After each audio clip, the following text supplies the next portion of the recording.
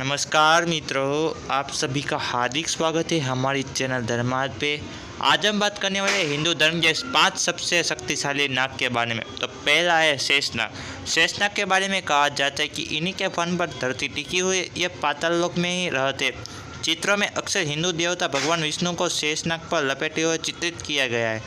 दरअसल शेषनाग भगवान विष्णु के सेवक है। मान्यता है कि शेषनाग के 1000 मस्तक है, इनका कोई अंत नहीं है, इसके लिए इन्हें अनंत भी कहा जाता है। शेषनाग को ही अनंत कहा जाता है। ये ऋषि कश्यप की पत्नी कद्रू के बेटों में सबसे पराक्रमी और प्रथम नागराज थे। इस कश्मीर के अनंतनाग जिला इनका गढ़ था। ऋषि कश्यप की पत्नी कद्रू के हजारों पुत्रों में सबसे बड़े और सबसे पराक्रमी शेषनागी थे। उनकी सांसारिक वीरता का कारण उनकी माँ, भाई और उनकी सौतेली माँ विंता और गरुड़ थे, जिनमें आपसी द्वेष था। उन्होंने अपनी छली छली माँ और भाइयों का साथ छोड़कर गंधमादन पर्वत पर तपस्या करने को ही शेष माना। ब्रह्मा ने प्रसन्न होकर उन्हें वरदान दिया और उन्हें पाताल लोक का राजा बना दिया। इसके अलावा उन्होंने भगवान विष्णु का सेवक बनना ही अपना सबसे बड़ा पुण्य समझा। शेषनाग के पृथ्वी के नीचे जाते अर्थात जललोक में जाते उनके स्थान पर उनके छोटे भाई वासुकी का राज्य तिलक कर दिया गया। दूसरा, वासुकी।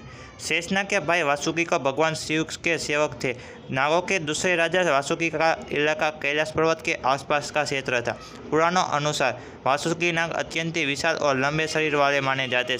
समुद्र मंथन के दौरान देव और दानवों ने मंदराचल पर्वत को मथनी तथा वासुकी को ही नेति मतलब की रस्सी बनाया था। त्रिपुरदा के समय वह शिव के धनुष की दौड़ बने थे। वासुकी को भविष्य ज्ञात था कि आने वाले समय में नागकुल का नाश किया जाएगा। ऐसे में उन्होंने नागवंश को बचाने के लिए उनकी बहन का विवाह जरत्कारु से करा दिया, क्योंकि वे जानते थे कि उनका पुत्र ही नागों के वंश को बचा सकता था। जरत्कारु के पुत्र आस्तिक ने जन्मेंद्र के नाग यज्ञ के समय सर्पों की रक्षा की थी। तीसरा, तक्षक। 8 प्रमुख नागों में से एक कद्रू के पुत्र तक्षक भी पाताल में निवास करते थे। पाश्चात्य इतिहासकारों के अनुसार तक्षक नाम की एक जाति थी जिसका जातीय चिन्ह सर्प था। उनका राजा परीक्षित के साथ भयंकर युद्ध हुआ था, जिसमें परीक्षित मारे गए थे। तब उनके पुत्र जन्मेंद्र ने तक्षकों के साथ युद्ध करके उन्हें परास्त कर दिया था।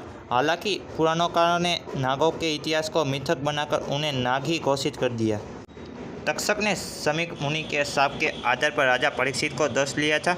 उसके बाद राजा परीक्षित के पुत्र जन्मेंद्र ने नाग जाति का नाश करने के लिए नाग यज्ञ करवाया था। शोधानुसार तक्षक का राज तक्षशिला में था।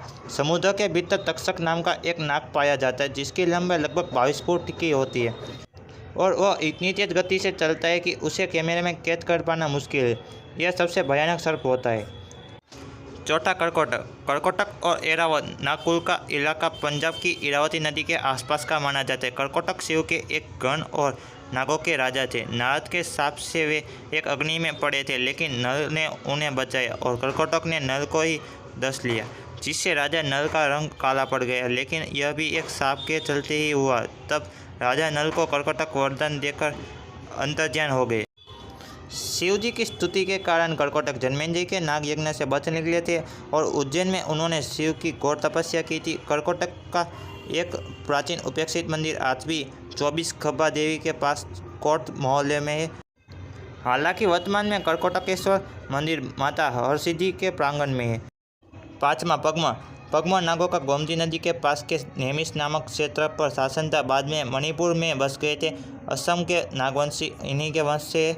दरअसल जन्मेंद्र के नाग यज्ञ से भयभीत होकर शेषनाग हिमालय पर, कंबल नाग ब्रह्मा जी के लोक में, संगचूर मणिपुर राज्य में, कालिया नाग यमुना में, धूतराज नाग प्रयाग में, एलापत्र ब्रह्मलोक में, कर्कोटक महाकाल वन और अन्य कुरुक्षेत्र में तप करने चले गए थे।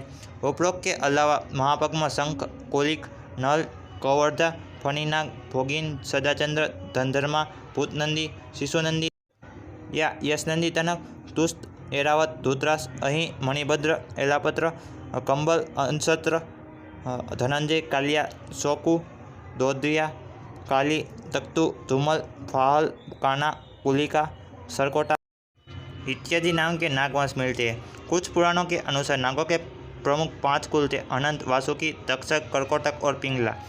कुछ पुराणों के अनुसार नागों के अष्टकुल क्रमशः इस प्रकार है: वासुकी, तक्षक, कुलक, कर्कोटक, पद्मा, शंख, चूड़, महापद्मा और धनंजय।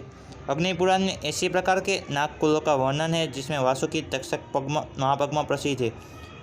शोधानुसार नागों का पृथक नागलोक पुराणों में बताए गए अनादिकाल से ही नागों का अस्तित्व देवी देवताओं के साथ वर्णित है।